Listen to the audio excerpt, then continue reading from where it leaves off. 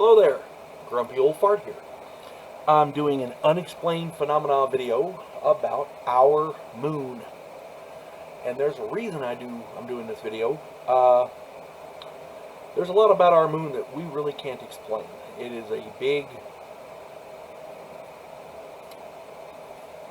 lump of basalt in a spheroid shape orbiting our planet. It's at exactly the right altitude and exactly the right size and everything. I mean, I'll get to that in a minute. But it's made of basalt, and basalt is light and absorbs impact. So that's one of the good things about it. It acts as kind of a buffer for incoming asteroids and things like that. Consequently, our moon is marked by millions of craters. Many are large and many are smaller, but they are all roughly uniform in depth. Physics says if a big meteorite hits, it's going to make a big deep hole. If a small meteorite hits, it's going to make a small shallow hole.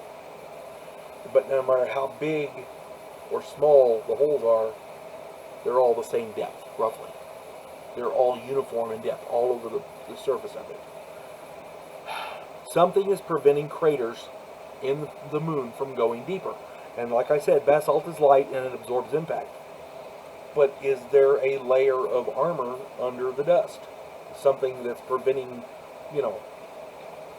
is there a layer of rock or something with a thin layer of basalt over it? That's what it seems like. And there have been many astronomers and scientists that have theorized this. On November 20th, 1969, Apollo 12 released their launch vehicle after they left the surface. When the launch vehicle crashed into the surface, their seismic indicators, because they had put seismic indicators on the surface of the moon, their seismic indicators recorded that the moon rang like a bell for an hour.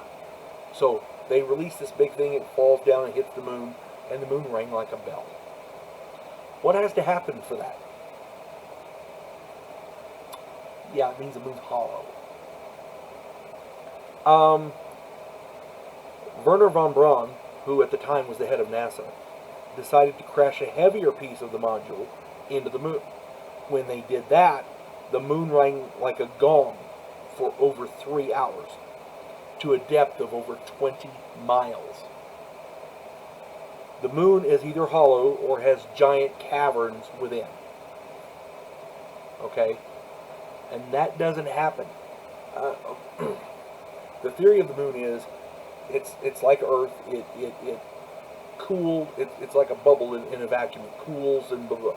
But that means it would be not like a bubble as in like a bubble you blow and it's hollow on the inside. No, it's like a globule of liquid that cools and forms the moon.